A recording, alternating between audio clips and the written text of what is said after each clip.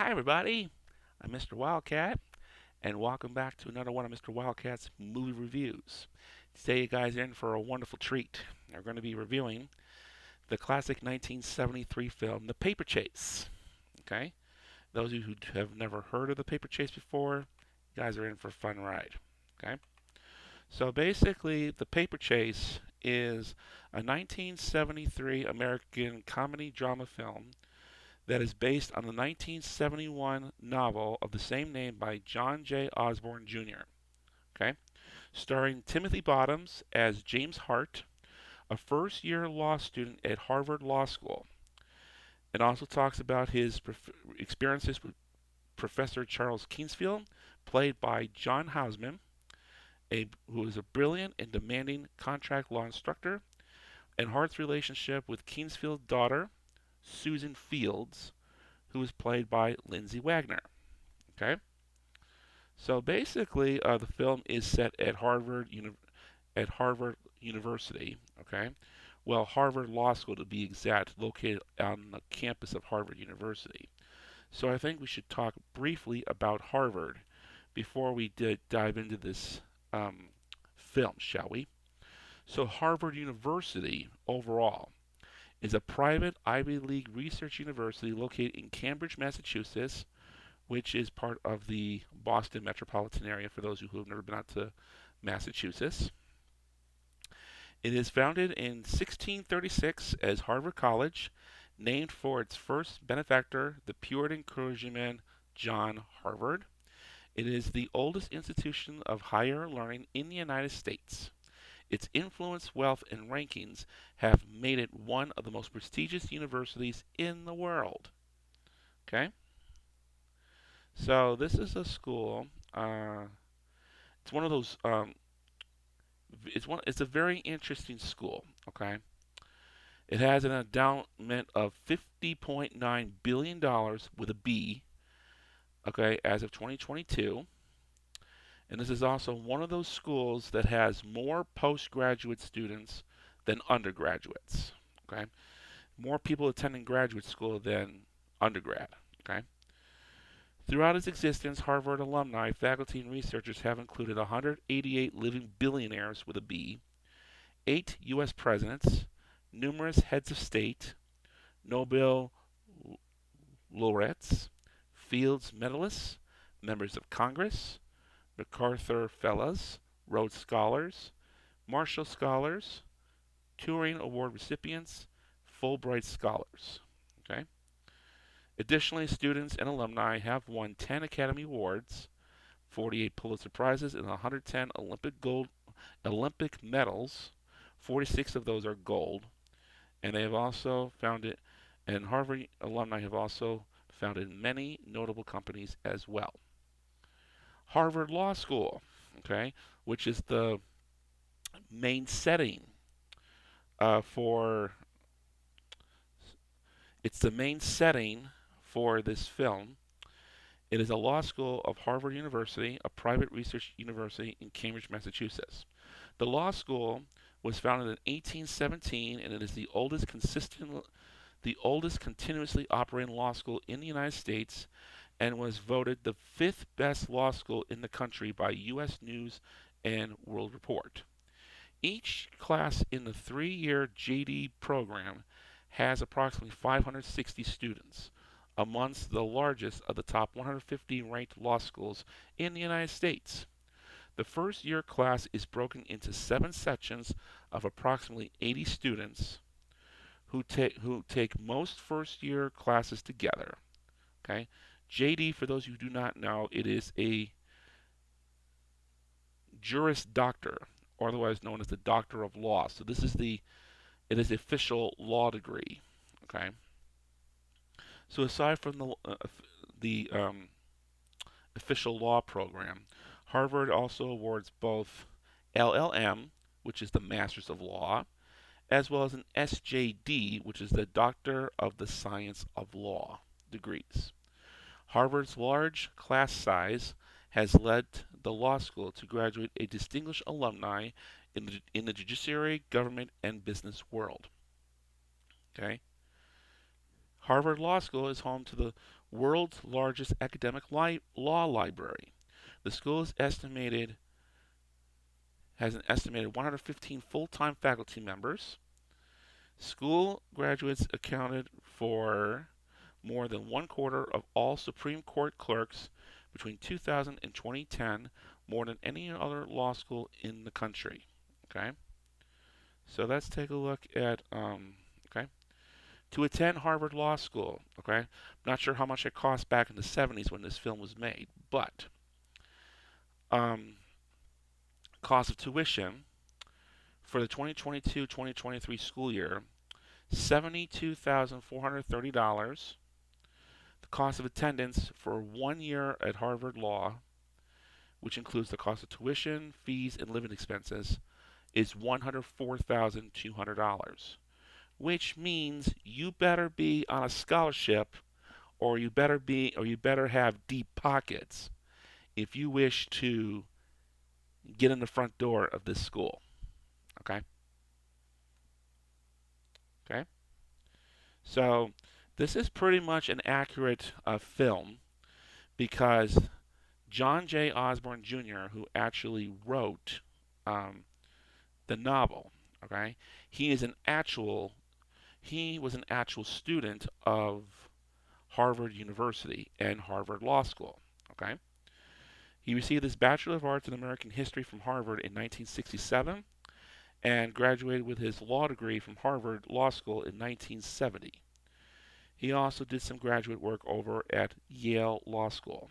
Okay, so basically, for his third year writing project at Harvard Law, Osborne wrote The Paper Chase, a fictional account of one Harvard Law School student's battles with the imperious Professor Charles Kingsfield. Okay, the book was published in 1971 and 2 years later became an actual motion picture. All right. So now that we have all that knowledge in place, let's start digging into the movie. Okay. Like most films up through the 70s, they did all their credits during the opening segment. So we start off in this classroom. It looks like it holds anywhere from like 80 to 120, anywhere from like there's got to be like 100, 120 students that this classroom is fit for. Okay. During the opening credits, we see a still shot of this classroom, which is going to be the setting for the Contract Law course. And as the credits are rolling, we little by little see students walking into the door and taking their seats. Okay, as they're waiting for the professor to start the class.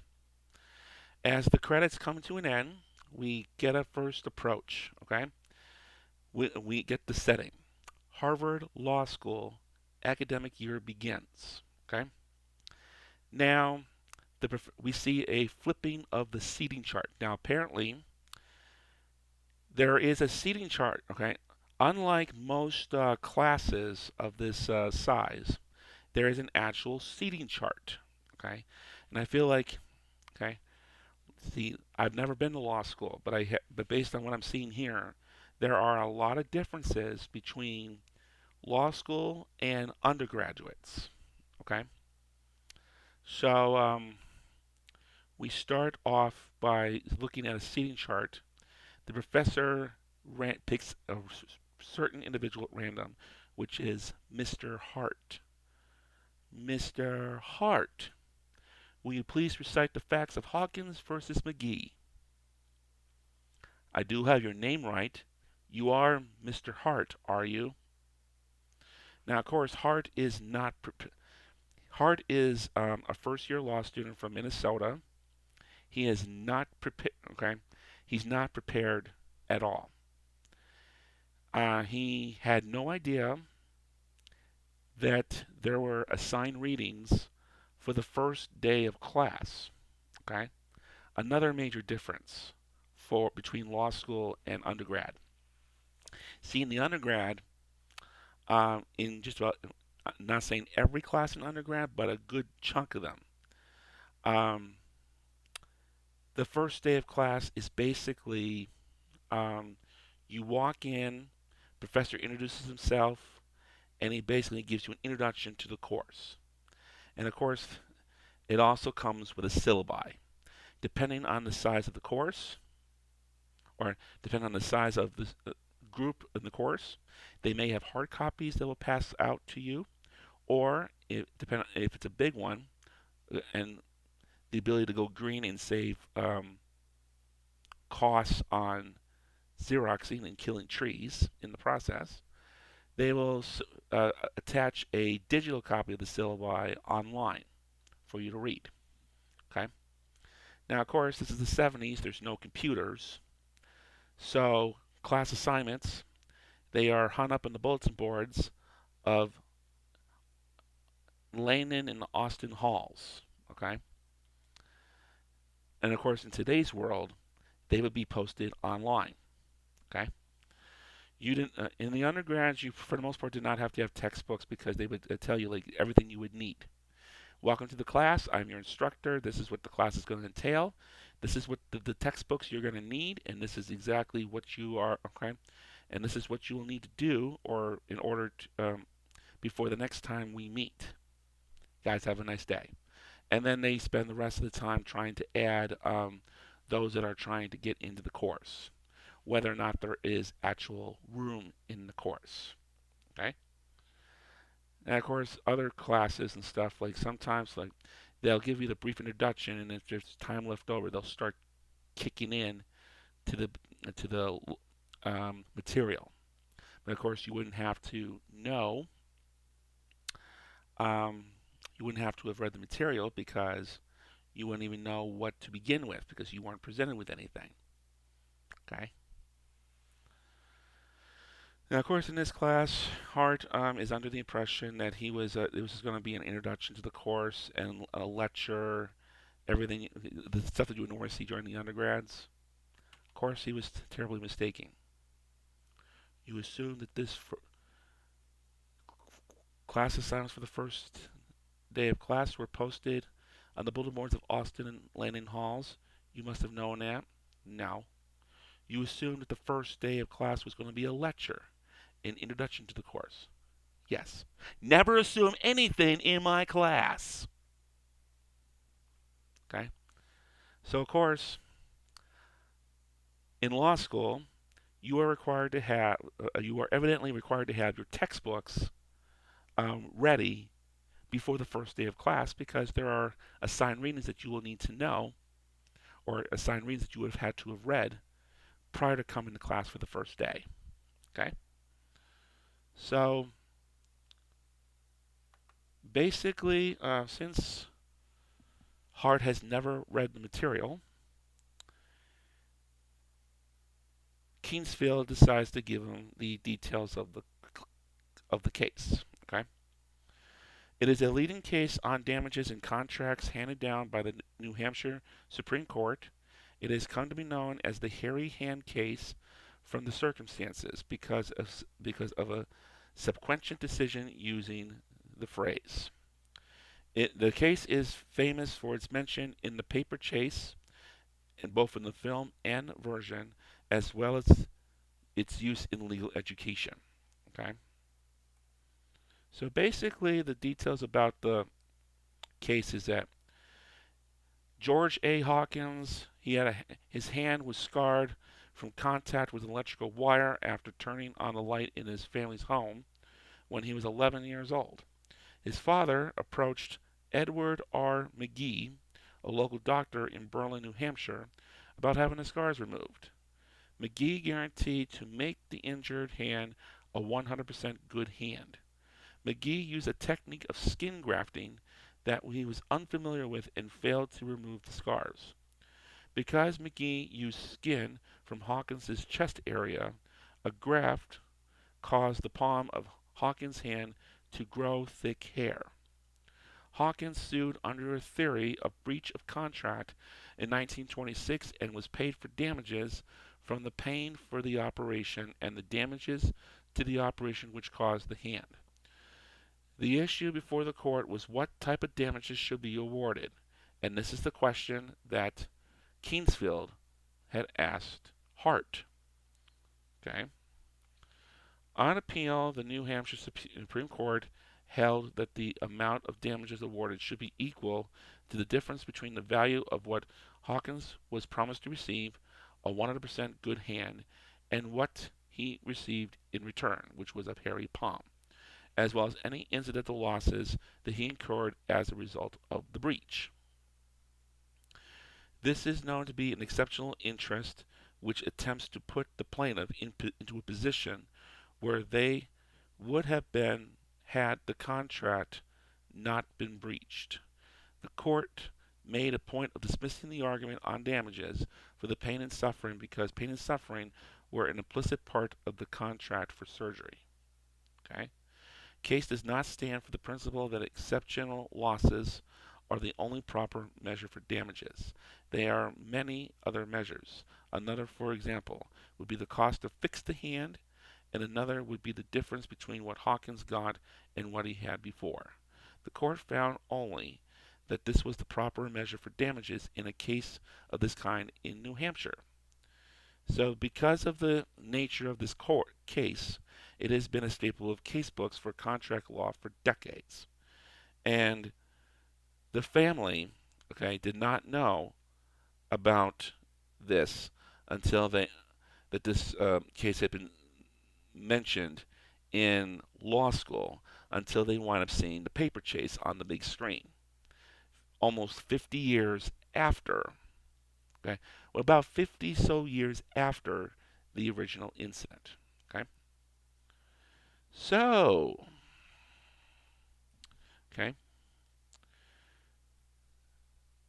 Kingsfield immediately delves into the material using the Socratic method and asks Hart the first question. Hart is totally unprepared and is so humiliated that after class he runs out to the bathroom and throws up in the toilet. Okay. So then later that night, Hart is basically uh, the resident assistant. Okay, the guy who is supposed to be like a third-year law student. He basically lives in the hallway that serves as a guide to anybody who's wants to know anything about the school or needs some tips about how to study and stuff. And of course, this resident assistant, I forget what his name is. Um, I think it's Toombs. Okay. Yeah, his name is Toombs. So basically, he tells Hart that all those rumors you hear about grades are true. You got to work your ass off. Okay? Try getting the job without it. It's all stacked against you if you don't have the grades. Don't think you have a mate just because you go to Harvard. Okay? The number one rule in the dorm is study. And by study, you basically have to devote several hours a week to just studying. Okay?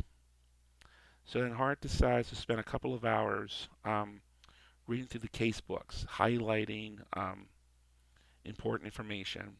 He then gets a knock on the door from his across the hall neighbor Ford, who is forming a study group and asks Hart to join. It is a tool. We make outlines and exchange them with one another, and it helps out at exam time. Hart very much accepts.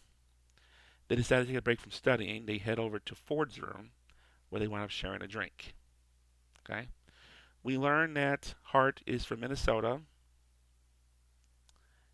and it's the first time he's ever been in this particular setting, while Ford is a fifth generation Harvard. And Ford is planning on going to, okay? Ford plans on heading out to Wall Street if he makes the grades. And eventually the Harvard Law Review, might I add.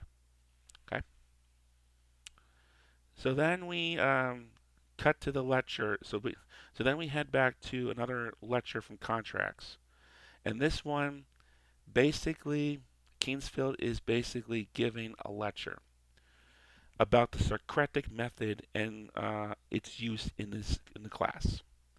Basically, what he's going to do is say, why would I not give you a lecture? Because by using the Socratic method, doing the question answering, you will be able to analyze that huge amount of facts that you have been assigned to read and to take those steps and analyze them into what is being said.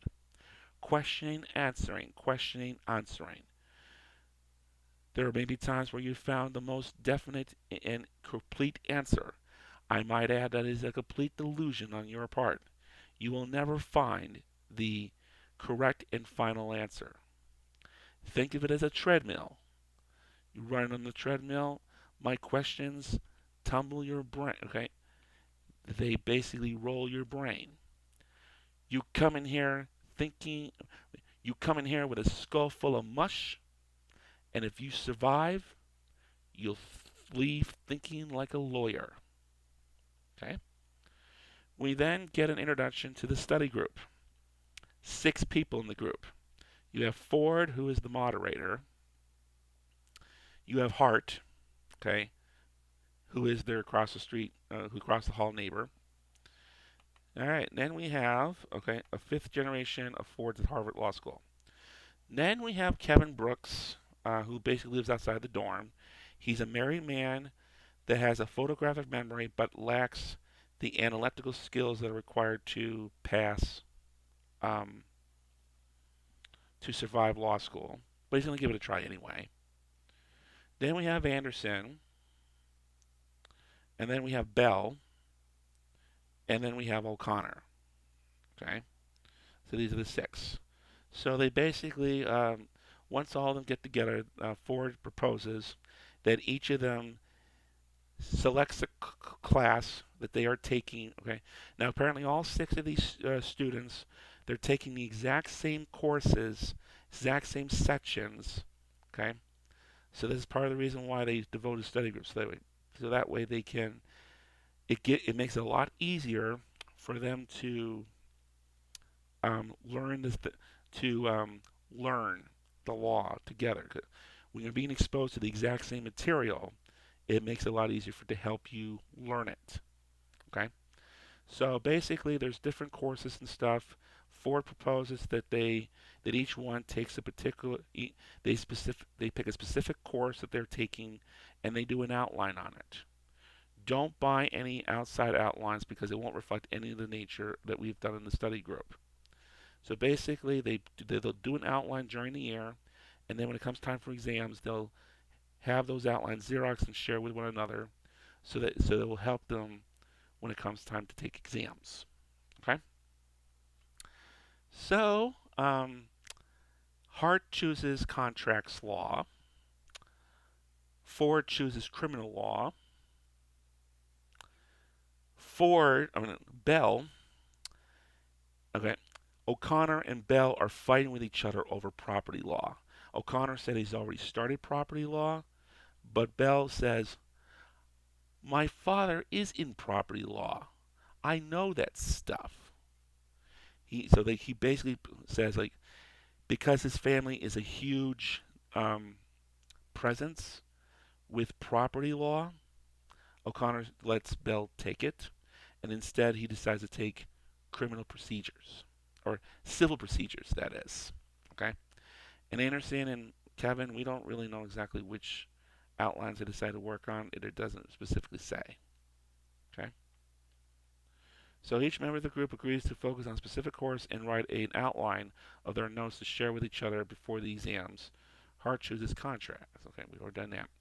So right after that, Hart decides to go out and get a pizza. And on his way back, he runs into a woman, Susan Fields, who asks Hart to walk her home. She says she feels like she's being followed by a guy. Okay, so Hart returns to her house soon after, and winds up asking her on a date. After which they begin a complicated relationship with one another. Okay, she resents the time that he devotes to his studies and his fascination with Charles Kingsfield, while he expects her to provide him with considerable attention and wants a firm commitment. Okay? So,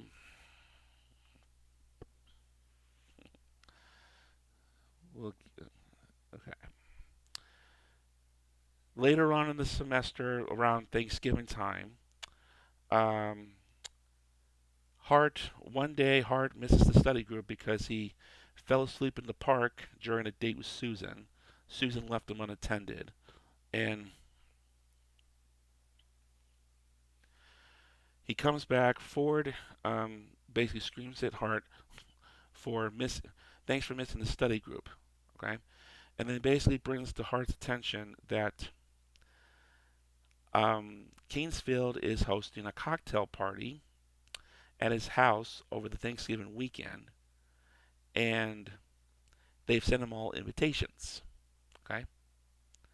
And of course, Hart's invitation was left on his typewriter. Now, apparently, in these dorms, they're evidently not locked. Okay, now back in the dorms back in the 70s, they evidently don't lock their doors when it's unattended. Okay, I don't know what's with this. Okay, in the dorms, okay, I know at the University of Arizona, which is where I wound up going to school, the residence halls they will for the most part lock on their own. Okay, so you have to take your key with you at all times, and the doors are always okay. You always want to lock your door when you're leaving unattended. Okay, but of course back then it was just a typewriter and textbooks, and like you didn't have as much in there as you do now for a typical dorm. Computers, printers, a television, refrigerator. Okay, so they wind up going to this party where, and eventually Hart finds out that Susan, the lady that he had been dating, is actually Kingsfield's daughter. Okay. Now, why is Susan Fields? All right. Now, basically, why is she using her name Field? Why is she named Susan Fields instead of Susan Kingsfield? Because Susan is apparently married to a guy named Philip, and they are in the process of filing for divorce. Okay. And then we eventually find out that Philip is wandering around the streets of Europe in a knapsack. Okay.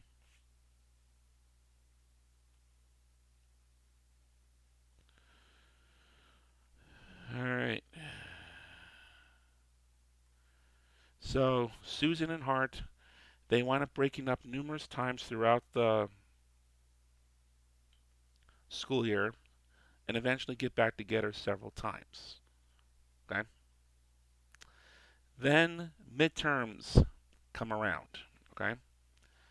So Hart shows the study group a that he makes copies of this text of this reading that Kingsfield had wrote called the Statute of Limitations or Statute of Frauds.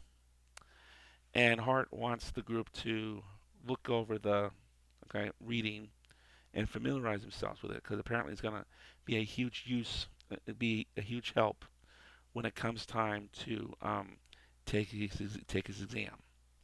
And of course, they come up with the fact that midterms are going to be coming up.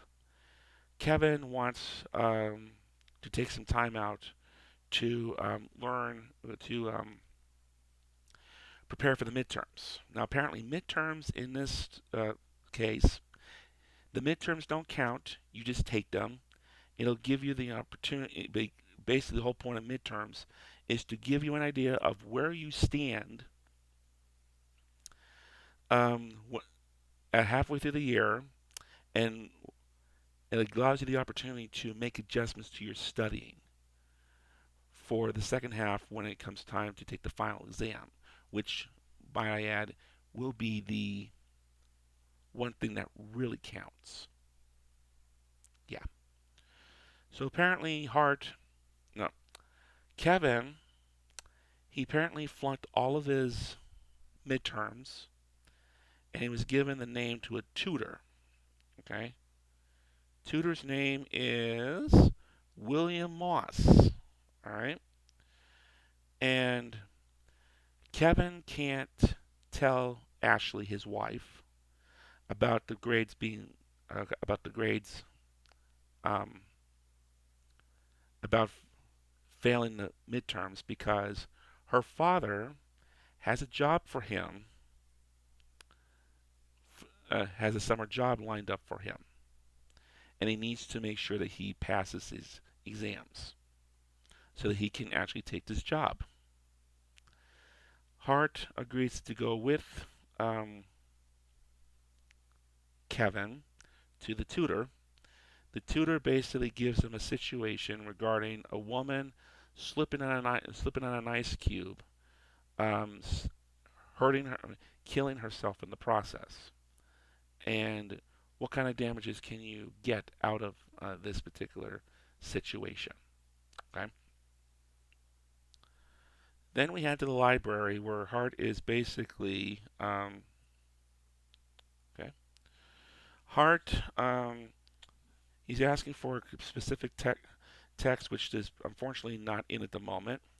He then sees a stack of books upstairs called the Red Set. He asked the librarian about it, which is basically the archived and sealed personal notes that Harvard professors wrote when they were students at Harvard, when they were students. And these are all stored in a locked room of the library. Okay. Hart wants to see Kingsfield's notes on contracts. And of course, he's not allowed up there without official clearance from Kingsfield himself. So he goes to Ford, who is basically munching on a burger and a can of Coke in the student union, says, I found something. It's called the Red Set. You have to get special clearance, but these are notes that the professors wrote when they were students here.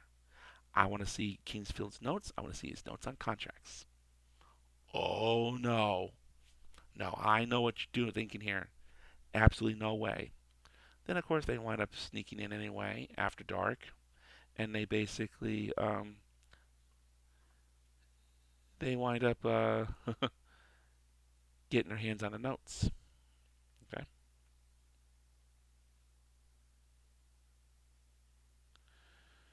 So then, Hart then he then categorizes his classmates into three different groups. Okay. So then we are. There's also another scene where okay, Kingsfield is supposed to be in New York at some type of event. So Susan invites Hart over to Kingsfield's house, where they wind up sleeping each other in the bed, and they wind up hanging around Kingsfield's office. Okay, and he winds up having a conversation with Susan about categorizing his classmates into three different groups: those who had given up, those who are trying but fear about being called on in class to respond to Kingsfield's questions, and then there's the upper echelon who actively volunteer to answer. Hart is currently in that second tier, wanted to move into the third one. Okay. Then, right in the middle of their conversation, they find out that that Kingsfield has returned, and he winds up. Hart sneaks out the door just in time, but then Susan has to run upstairs to grab Hart's clothes, narrowly escaping in the process. So, like, Susan gets confronted by Kingsfield about who's here. Who was here with you? Okay, just a friend. And basically, Kingsfield, all he had to say was, "I sure hope it's not a law student." And eventually, he's trying to imitate Hart by basically pointing him out. Okay. There's also another scene where Hart basically buys flowers for Susan. And in response, Susan invites Hart out to Harvard Stadium, okay, or the football stadium where the football team plays. So let me me see if I can get into that.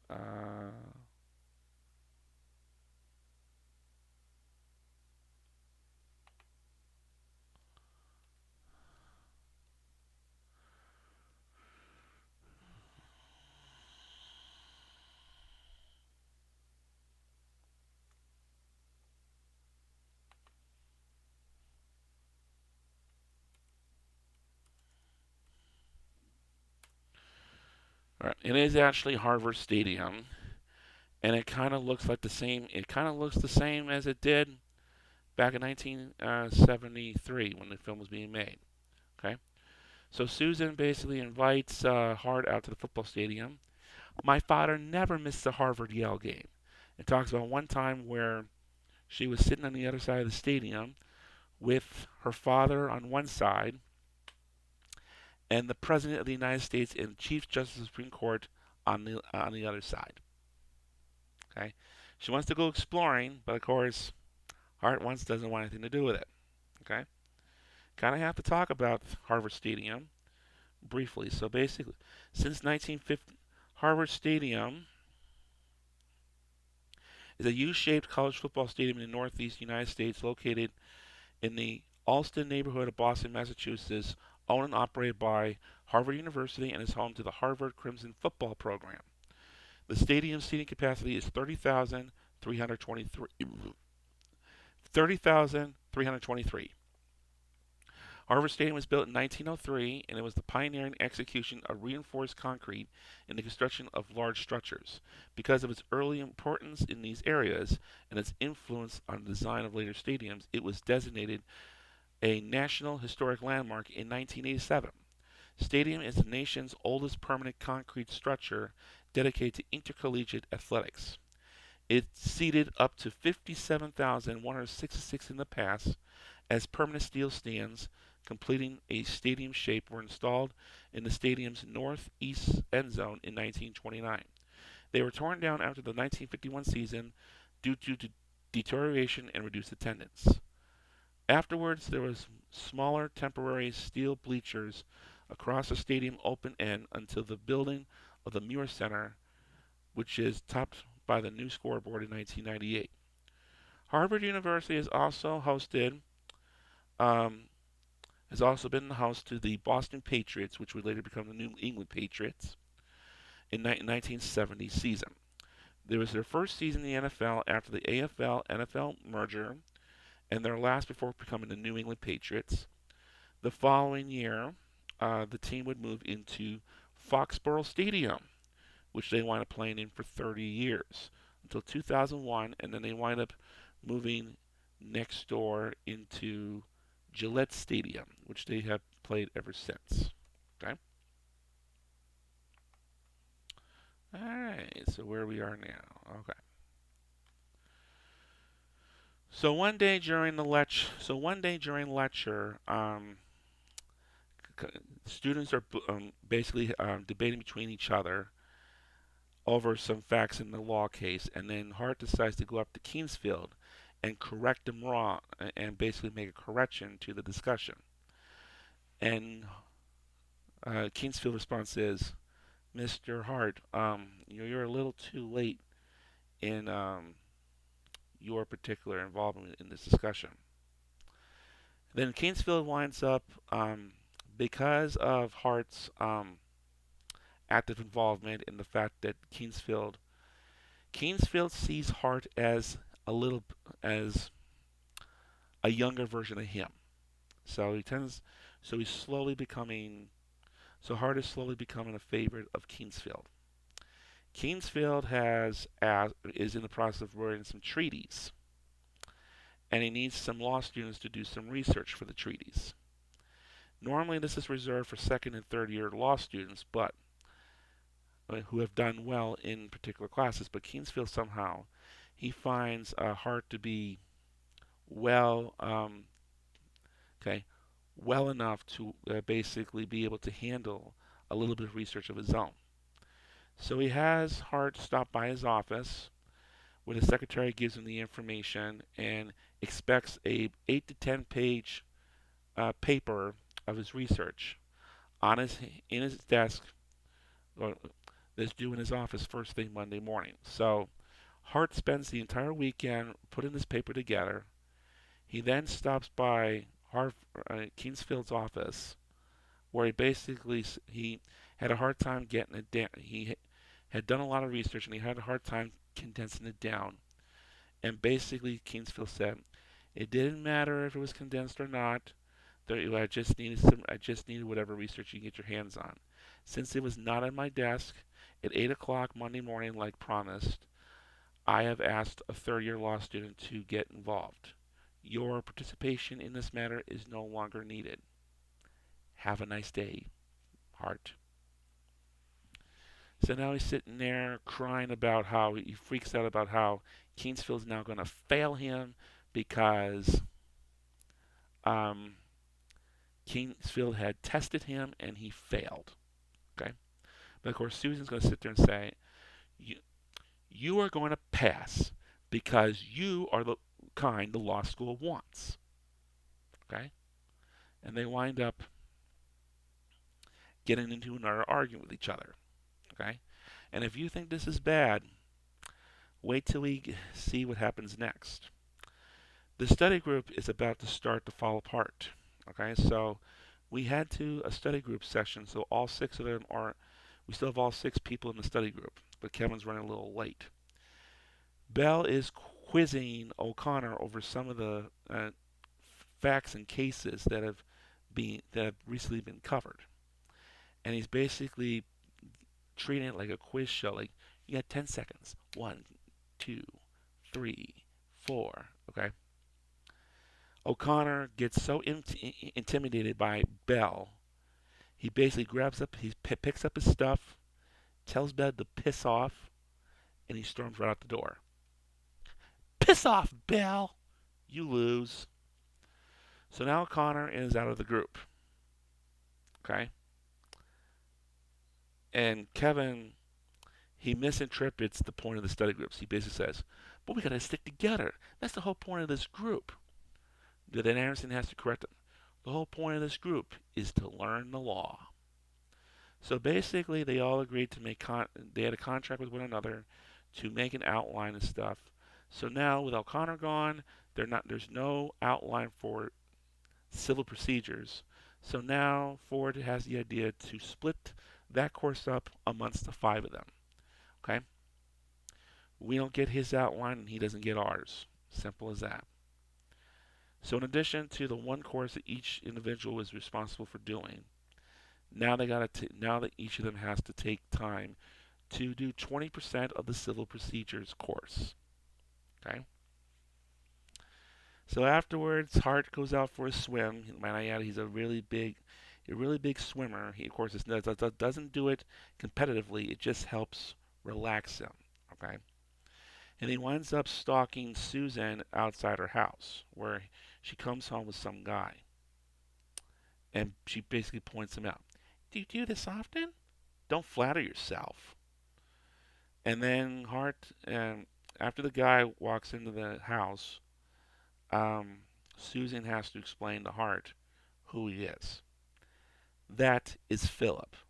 Philip is back. You didn't seem to be the answer either. We filed for divorce before Philip left, and of course, father is handling it. The most expensive legal advice in the country. And of course, Susan's getting it for free. Okay? No question about it.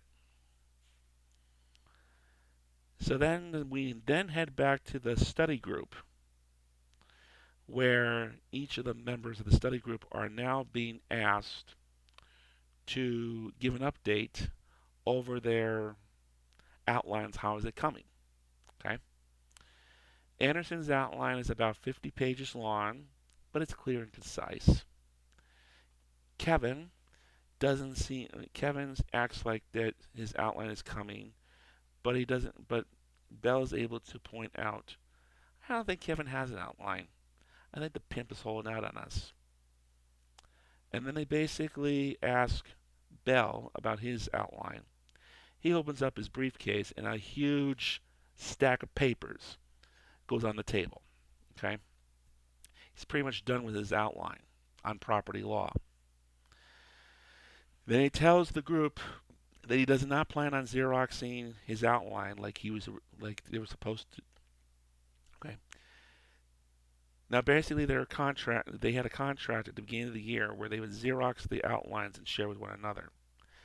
And Bell has decided that he's not going to be doing that. This is a great outline, fantastic. If your outlines don't stand up, you're not going to have a chance to see this. Okay.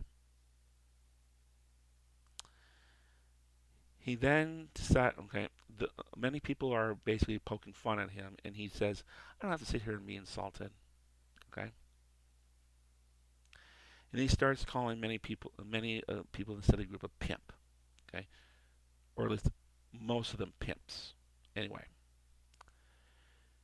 And then he winds up telling off Ford. Okay. You know one thing about my outline? It's 800 pages long and it's fantastic. But you're never going to see it, Ford.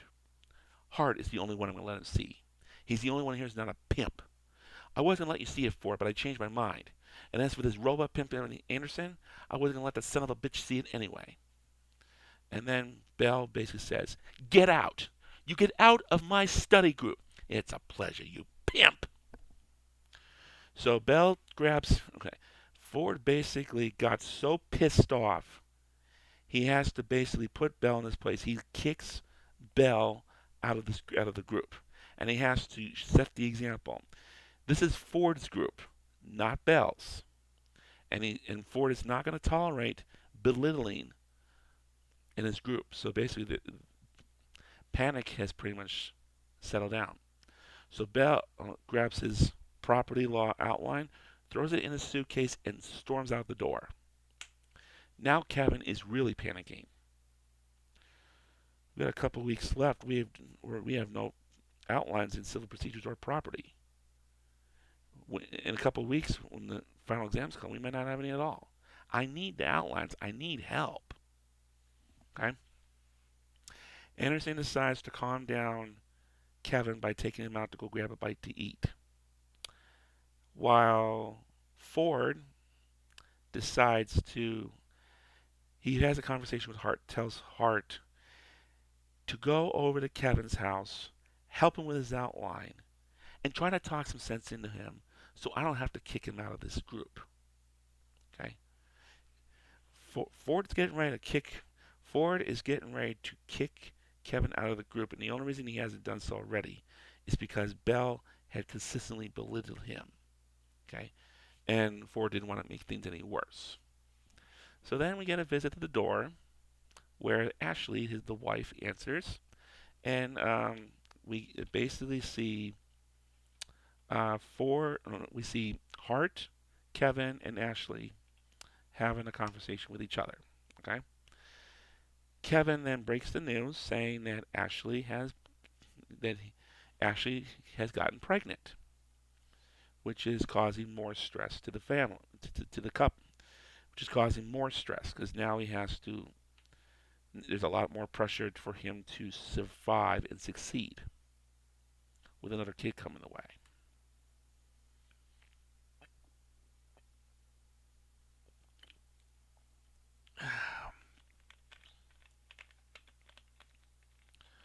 So Kevin Hart decides to offer Kevin some help with the outline, and Kevin pretty much rejects because he took his tutoring work back to Moss and he basically butchered the hell out of the analysis, and he's basically accepted the fact that he's never going to pass.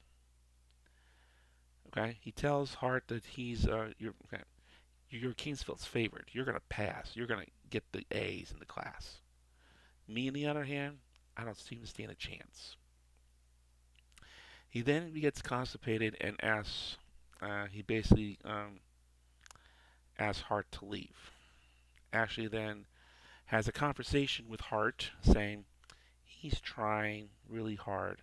He's up till 3, 4 o'clock in the morning trying to study, and he mentions you guys a lot. And apparently, Kevin's having a birthday coming up. Ashley wants to throw a surprise party for him. Kevin hates all of her friends, so Ashley proposes that um, Hart invite the study group over to Kevin's for a surprise birthday party. And unfortunately for Hart, he forgets about the party until it's too late. So one night he's in the shower. We prepare. It's like an hour or two after the party's supposed to start. He's sitting with soap in his face. Ah, damn it! I forgot about Kevin's party. So then he runs over to Ford and says, "Hey, Kevin's having a birthday party. You want to go?" "No, I wasn't invited." Well, she asked me. Well, Ashley invited me to ask me to invite the study group. Look, it's 9:30. Okay, the party's over. So then Hart basically rushes to get some clothes on and race over to see what's okay. Try to salvage whatever's left. And basically, Kevin for this at this point has pretty much snapped. I don't know if it's the pressure from law school or the fact that the study group stood him up. Okay, actually tried to throw a surprise party and nobody showed up, so he got upset about it, or if law school had caught up to Kevin. We don't know what the hell's going on, but basically, Kevin, the, the party's been canceled because Kevin is trying to commit suicide. Hart then runs upstairs to apologize and to check on Hart to see if he's okay. And of course, Kevin and Ashley throw Hart out of the house. Okay, being so devastated over everything that's happened, Hart winds up skipping the next contracts class, and he basically heads out to this beach house that Susan somehow has access to. And Hart and Susan wind up having a conversation with each other. Okay, he's basically sitting there talking about Kingsfield and how he wants to have a relationship with him, and basically Susan says, "You're never going to have a normal relationship. It's not his way. I'm sick and tired of being talking about my father." "Oh, what about you? Aren't you sick and tired of sitting there every day taking shit from him?" Then we head back to the lecture where Hart is being asked to apply the next case to the summary that they've been building. "Thank you, I prefer to pass." "What did you say?" "Well, I have nothing relevant to say concerning the case. However, when I have something relevant to say, I shall raise my hand." "Mr. Hart, will you please step forward, please?" "Mr. Hart, here's a dime. Call your mother. Tell her the serious doubts about you ever becoming a lawyer."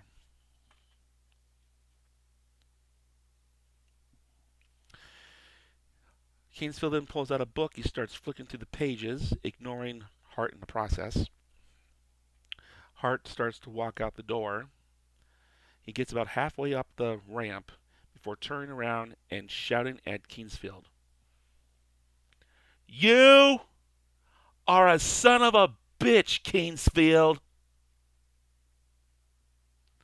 Hart then turns back around and he's heading to the door. Just as he's about to open the door to leave the lecture, "Mr. Hart, that is the most intelligent thing you said today. You may take your seat."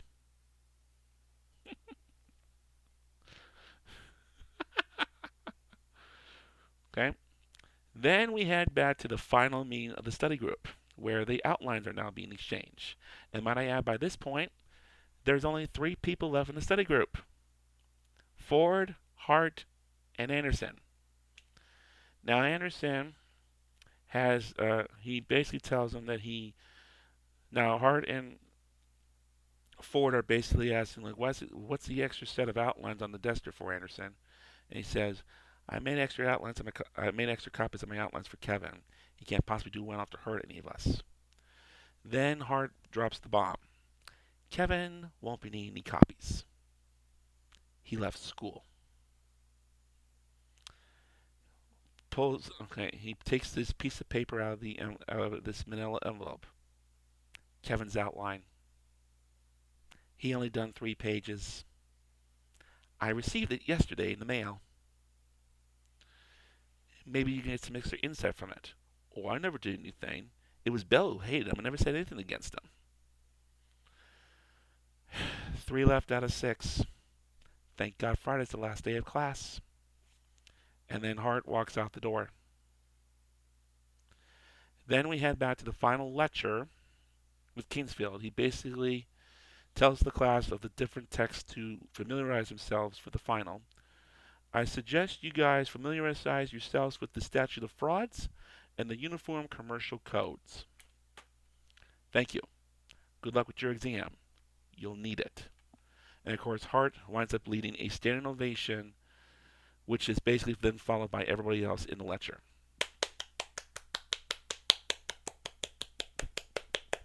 We see Ford. No, we see Bell. He basically doesn't have any respect for what's being done, but he feels like he's being forced to get up and say it in order to, so that he's not being left out, okay, or being called a traitor for disrespecting the professor. So the professor turns around. He sees the entire lecture hall giving the standing ovation. Kingsfield's impression is duly noted. He walks right out the door. And then we see Ford. He looks over at Hart and gives a smirk on his face. His action is, I know that I know this was you who did this. Very nice of you. Okay. Then we get to the preparation for final exams. Hart is basically heading down the hallway with a notebook in one hand and a can of Coke in another hand.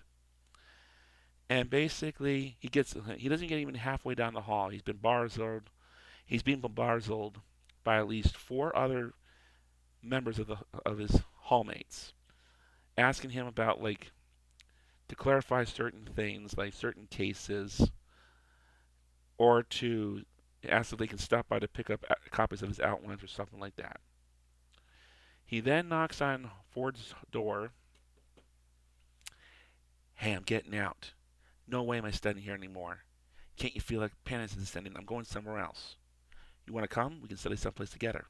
You bet your ass I do. So Hart decides he's okay with all the panic going on. He cannot study in the dorms. He wants to go someplace quiet and invites Ford to tag along with him. So the 2 of them, they basically scuffle to grab as many things they can get their hands on. Textbooks, as many textbooks and notebooks that they can get their hands on. And they basically start heading down the stairwell. Hart, he's got a backpack on his back, suitcase in one hand, and a clipboard in another. Ford, on the other hand, carrying a suitcase in one hand and a stack of books under his armpits for the other. They head down to the bottom. Get to the bottom of the stairwell, where they run up into Bell. Where the hell are you guys going? We're leaving. Where? It's none of your business. You can't pass without my outlines. Okay, then we won't pass. Wait, I'll go get it. Bell is in panic mode, and he's begging to join them, and he's begging to study with them. Of course, Ford wants nothing to do with it, because the only thing Bell wound up doing when he was with the study group was basically insult the whole group and call them all pimps.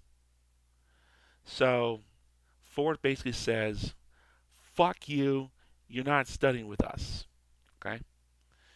So Ford and Hart, they get out the door, they're walking down the courtyard, and of course Bell asks, he begs one more time, he grabs his outline and he sticks it out the window. Hey, Ford, Hart, this is it. Please don't go look at it. And of course, the outline slips out of Bell's hands and it goes scattering all over the courtyard. Bell, you sure screwed up with this one, buddy. Alright? Good luck trying to get all that into one piece. Good luck trying to get your entire outline back together. especially before the final exam begins. Okay? So then we see Hart and Ford check themselves into a hotel room where they plan on staying for 3 days. Bellhop then escorts Hart and Ford to the room, which is room 112, shows them the room. Hart takes a look around, and what does he wind up seeing? A television set. Tells the bellhop, "Get this damn thing out of here." So the bellhop basically takes the as soon as he grabs that TV and he takes it out the door and back up to the lobby, which at that point, Hart and Ford they lock the they wind up locking the door, and they start opening up their suitcases and starts organizing all of their notes and stuff. Then Hart has a plan. Let's start with civil procedures. Work our way to contracts. That way, we freshen our minds Monday morning when we start the test. Okay, which Ford agrees to. Okay. 2 days later, we're Sunday morning. Housekeepers are trying to clean the rooms. Okay. This one housekeeper, she sees all these carts, these room service carts parked outside room 112. Okay. Now apparently Ford and Hart, anytime, okay, they are in consistent need of coffee to keep themselves awake, and every once in a while they will grab themselves some food when they get hungry because food does help with the studying. And of course, these two are going to barricade themselves in the hotel room studying, and the only way they're going to get anything is by simply ordering room service. Okay? You guys are probably wondering where the hell does Hart and Ford get the money for the hotel room and all this expensive room service? Well, they're Harvard law students, for Christ's sakes. And as I mentioned before, you have to have serious money or be lucky enough to win a scholarship in order to attend this school. Okay? So the housekeeper, they knock on the door. Maid! No thanks. They don't want their best change taken 2 days ago. Nobody's even seen them. Something funny's going on. Then Hart and Ford, they start going over the legal definitions of murder. And apparently, I believe they are going over their notes for criminal law. Okay? If I'm not mistaken. So she basically, one of the housekeepers, they overhear the legal definition of murder being mentioned, and the housekeeper says something. I don't know what I see here. I'm not sure if I like what's going on here. So she runs off to the lobby, where she approaches the hotel manager, saying, "You might want to go take a look at 112. I don't. There's something funny going on. They barricade themselves in the room. There's stuff parked outside their door, and I have a feeling they're going to be murder. They're involved in some illegal activity, something like that." Okay. So while Hart and Ford are trying to go over their concepts for the legal um, information for murder, they get a knock on the door from the hotel manager. "Mr. Hart, Mr. Ford, this is the hotel manager. I'd like to have a word with you, please." "No, thank you. No, thank you." He then grabs the key and he basically lets himself in the room. Okay. Now you're probably wondering, like, didn't Hart and Ford lock the door?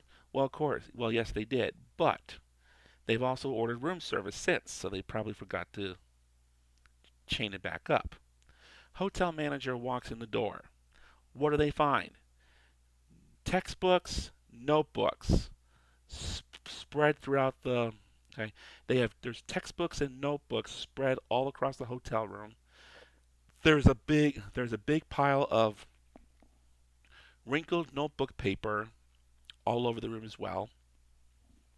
There's also pots of coffee, and there's also cups of coffee, coffee pots, and all this stuff splattered everything all over it. And there's also pieces of paper on little line cloth on lines going across the room.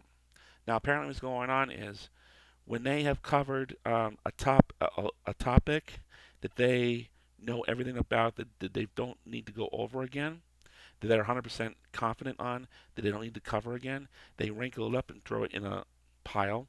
And if there's a particular thing that they don't get right the first time, they need to go take another look at, put it up on the line, and they will go back to it at a later time. Okay? So the hotel manager, he's very disgusted. He doesn't know what's going on. He feels like there's something going on, and he's about ready to throw these two out of the hotel. Oh my God!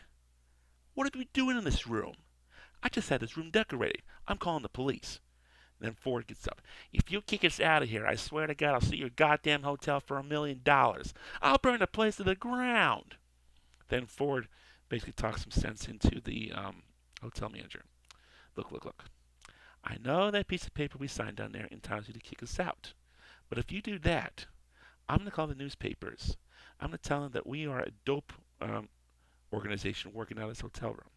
I'm going to tell them that, and you're not going to get any more business. Now shut up and get out! Slams the door in the hotel manager's face. The hotel manager retaliates by basically calling room service and telling them to cut off room 112 from. Okay, room 112 is cut off from all further room service. Okay. Hello? Yeah, this is the hotel manager. Listen, I want you to cut off room 112 from all room service. Okay. So then they take a break from studying. Hart, a little bit of time passes through. They decide to take a break from studying. So Hart goes into the bathroom to try to brush his teeth, and then Ford gets on the phone to order another round of room service. Yeah, give me room service, please. Hart goes to turn on the water faucet. There's no running water. Hey, there's no water. What? What? What do you mean there's no more room service? Hart, give me the phone. Hart then manages to speak to the hotel manager. Hotel clerk answers. Of course, hotel manager sitting on the other side of the desk, and he does and listening in on another line, and he does not want to participate in this conversation. Now I don't know when he's going to be back. Yes, I'll give him a message. The shipment of dope has just arrived, and we're holding this special flavor. Okay. We don't know what's going on here, but somehow they turn the water back on. Now, I'm not sure if Hart and Ford are allowed any more rooms if the hotel manager has cut off the ban from room service, or if they're allowed any more room service. But at least they now have running water again. Okay. Monday morning comes. Hart and Ford have checked out of the room, and they're walking out with all their stuff. Housekeeping finally goes in the room. They want to see what's going on, and it's basically the only thing that's left in there. It's pretty much clean except for one pile of notebook paper that are all crumpled up into little balls. Okay. Hart and Ford head back to the dorms. They wind up taking a shower and shaving, and then they head back to the student union for breakfast. But of course, there's nowhere to sit for breakfast because everybody is occupying the tables trying to study for their exams. So after eating breakfast, they decide to head to the lecture halls, where they're about to take their final exam in contracts. Okay, there's blue books. Okay, about this big. Okay, these are basically little blue examination books. So these are books that are used common in college. Okay, you basically these are little books where you basically record. You write down all of your answers. Okay, you have an exam that's on a piece of white paper, and you do not write on this piece of paper. You'll actually write your responses in this little blue book, and that's how you get graded. Okay. So they hand out the exams. Then the exam is over. Hart Hart is hopping into this elevator. I'm not sure where. He's probably heading back up to the dorms or something. But just as the elevator door is about to close, Professor Kingsfield comes right behind and he catches the door before hopping in the elevator. So now it's Hart and Kingsfield in the elevator together. and it's Hart's last opportunity to thank Kingsfield for the class. Professor Kingsfield? Yes, I just want to thank you. I just want to tell you I really enjoyed your class. Oh, that's nice. What I mean is your class meant something to me and you mean something to me. What is your name? Hart. Thank you, Mr. Hart. Thank you very much. Kingsfield then heads out of the elevator. Apparently, he's heading to his car. He's basically carrying a huge stack of blue examination books. Okay, so he's basically got everybody's final exam. He's going to take the exams home for grading.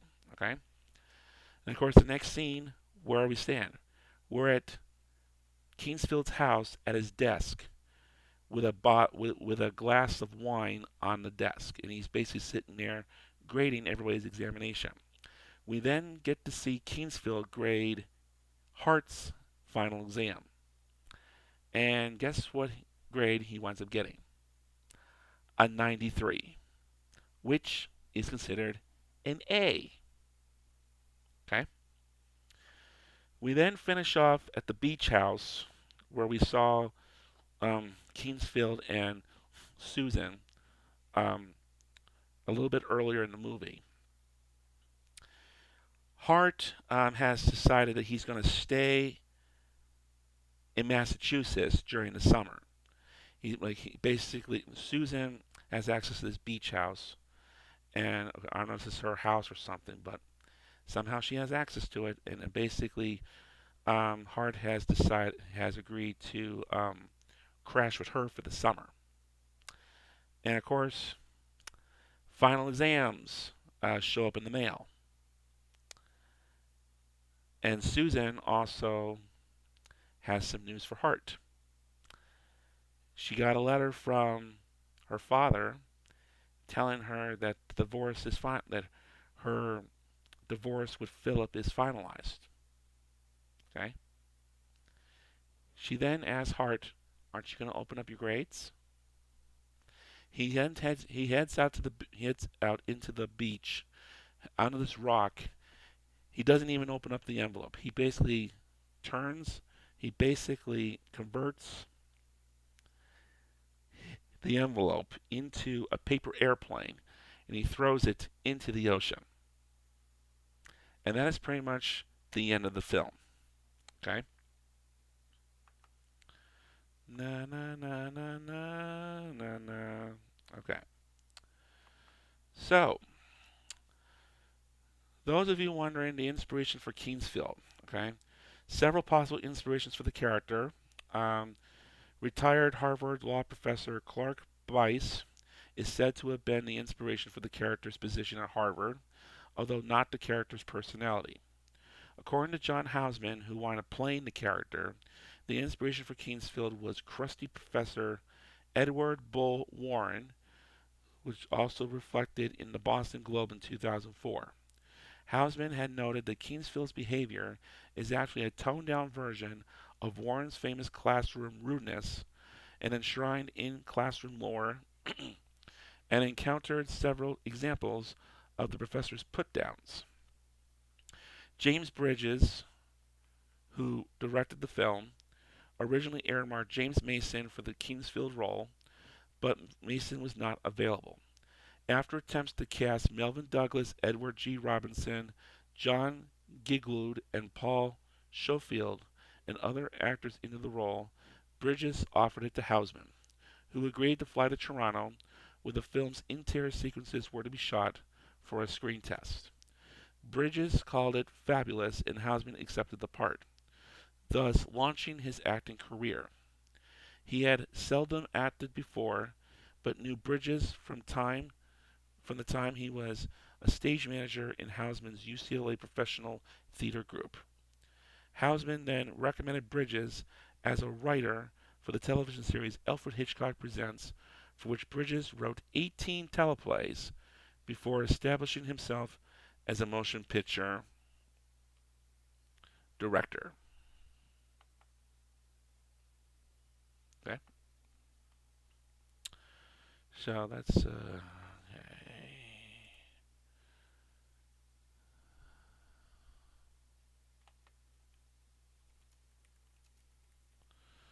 me 1 second, guys. We're gonna talk a little bit more into this.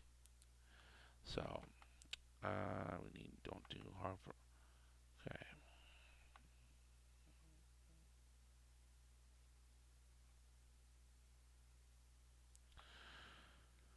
All right. So now for some trivia. Harvard University allowed the production only 3 days of filming on their campus. Okay.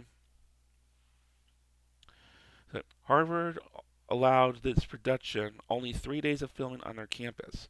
The administration had been very dissatisfied with the 1970 film Love Story, which had been shot there, giving them the reason for this not to proceed. As such, most of the campus scenes were actually shot at the University of Toronto. So if you were to go to watch this film, you're not going to get a complete accuracy of Harvard as a result. Okay.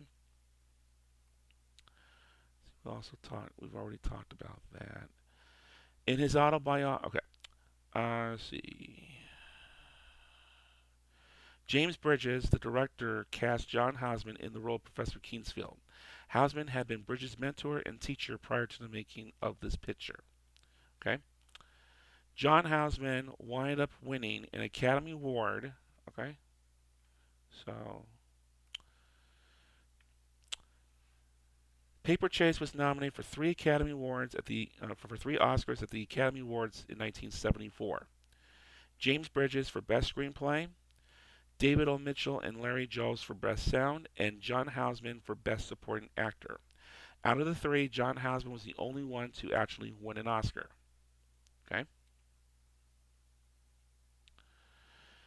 In his autobiography, John Houseman said of his Best Supporting Actor Oscar nomination and win that my first reaction was one of incredibility and vague pleasure, followed by a sense of embarrassment at the realization that for most actors of my age, an Academy Award or even a nomination comes as the hard-earned culmination of a long and dedicated career.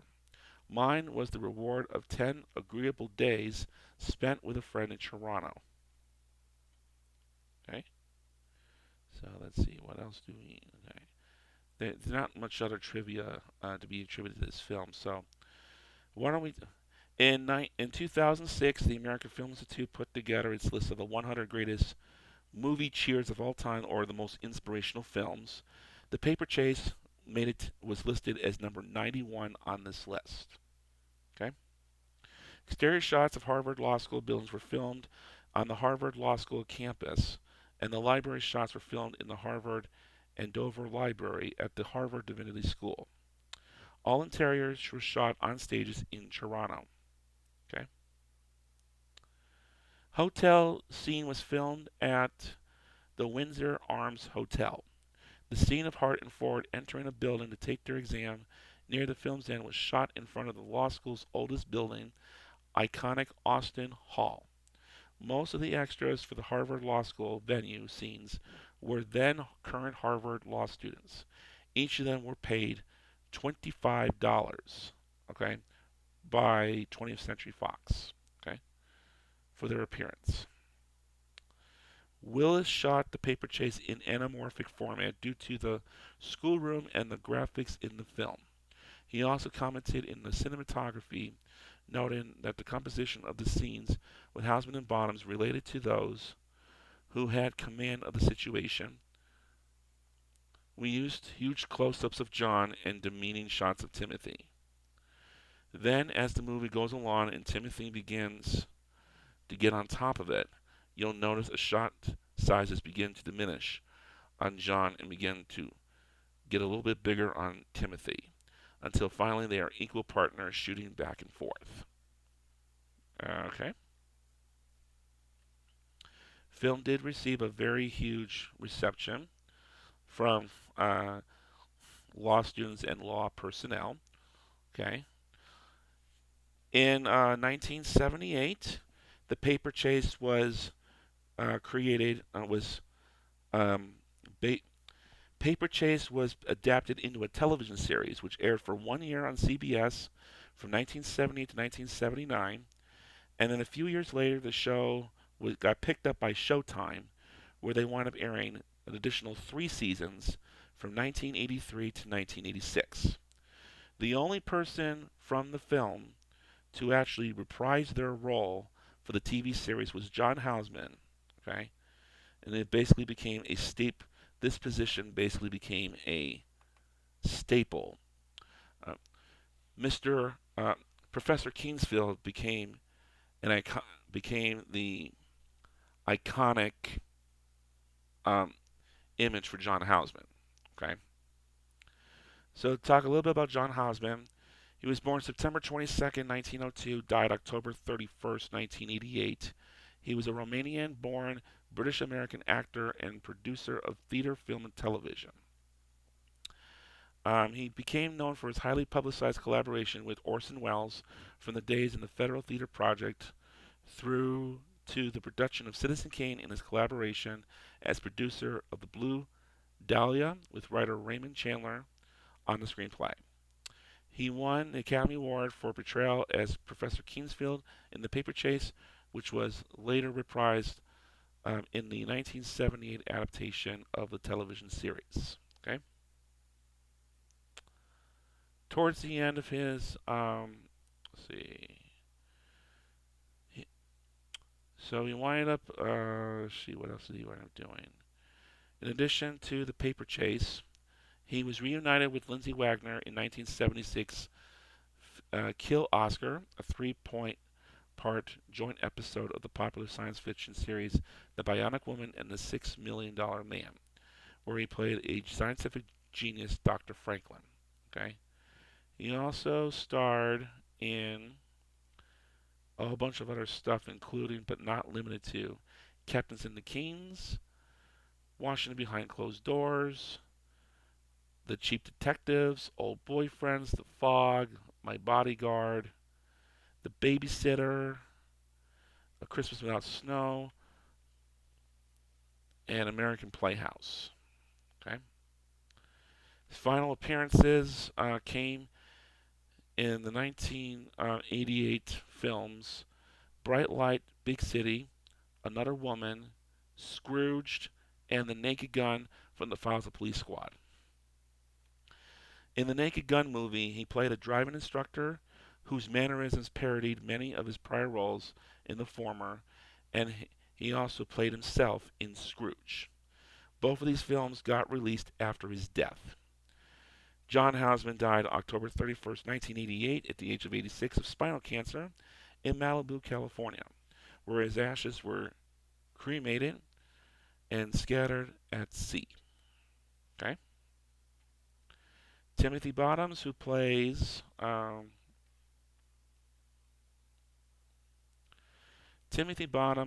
James Hart. Okay. He's best known for playing the lead in Johnny Got His Gun. Also played Sonny Crawford in The Last Picture Show, where he and his fellow co-stars Sybil Shepherd and Jeff Bridges rose to fame. And he also played James Hart in the 1973 film The Paper Chase. I best know Timothy Bottoms for his role as President George W. Bush in the short-lived Comedy Central series That's My Bush. He's the president in residence. He's kind of in charge. He's got the whole country saying, "That's my Bush." Life is hard. That's the price of fame. When you're president, everyone knows your name. Hey, what's that thing? It's my Bush. I can't believe he's actually in the White House. That's our man. That's my Bush. I'll give you a little bit about, okay, briefly talk about That's My Bush. So basically, it's a American television sitcom on Comedy Central that aired from April 4th through May 23rd, 2001. Created by Trey Parker and Matt Stone, the comedy duo best known for creating South Park. Okay? Despite the political overtones, the show itself was more of a broad lampoon of American sitcoms, including jokes, a laugh track, stock characters such as Secretary Princess, played by Kristen Miller, the know-it-all maid Maggie, played by Marshall Wallace, and the supposedly helpful next-door neighbor Larry, played by John DeCino.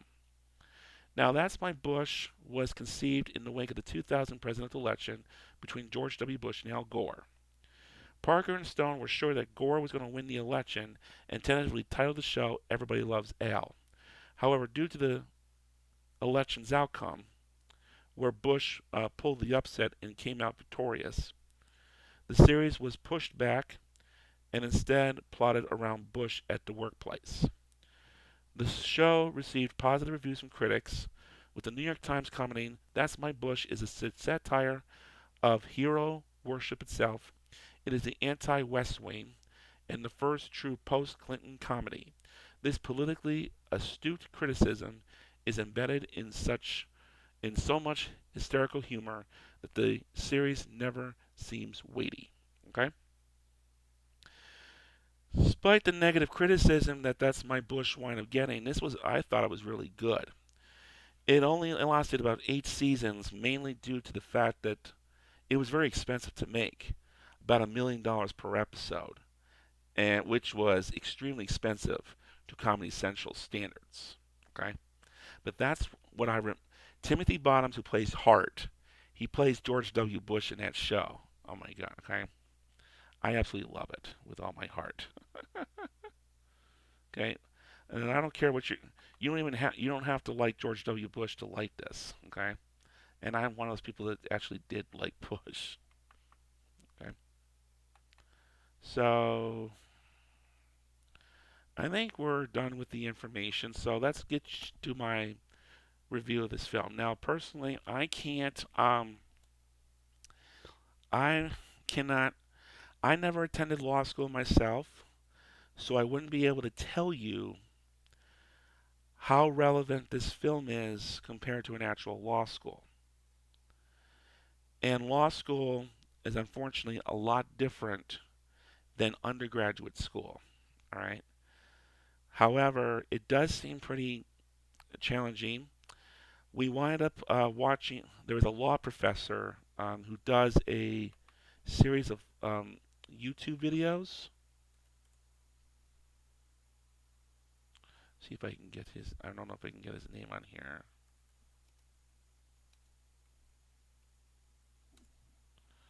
Okay. There's a YouTube channel called Learn Law Better. Okay.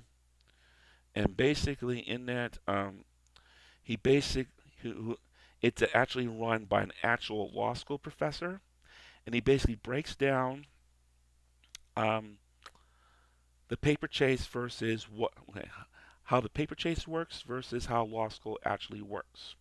Okay. All in all, basically, it is for the most part. See, find it very hard. You would only have one exam throughout the entire year. Harvard evidently goes through the entire school year. Most universities, they run their courses on a semester basis. Like University of Arizona, they do their courses on a semester basis.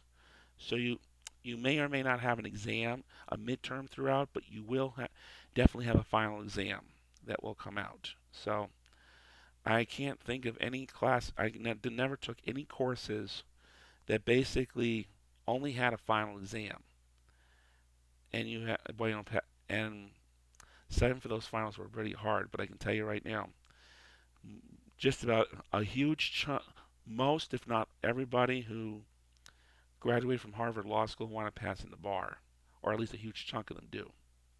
So they push you really hard because they want you to survive. And you basically, and I know the bar exam is it can seem very intense. And I can definitely tell you right now that law school would definitely not be for me. Okay? I'm not the kind of person that okay, would be able to read textbooks. Like I can read, but like I can't read at the level. I can't read at the speed and integrity that would be required for law school. Also, would not be able to do, even though I'm much better now at analyzing things. My analytical skills are not in the same level as it would be for law school. So I feel like it did teach me one thing, that law school is not for me. But it felt like it is a pretty accurate film in itself. Okay? Although the film is a little, I do have to admit that the film does look a little out of date. You have payphones, you have typewriters, you have card catalogs, and library. Like I think libraries are still out there, but like not in the same capacity as they are today. Okay, so and you also have bulletin boards for classroom assignments versus everything being online. Like you have computers, you have um, the internet, you have um, cell phones versus payphones. Okay, a lot easier to get your hands on knowledge versus having to buy 10-year-old textbooks at the bookstore and having to do a series of tedious research in the law school library. Okay, but overall, I really did like the film, and I really liked the way that Kingsfield did push Hart into becoming a success. So, what do I give the? We're going to use the same rating system that I used to rate my Married Children episodes. So, one is the worst and five is the best.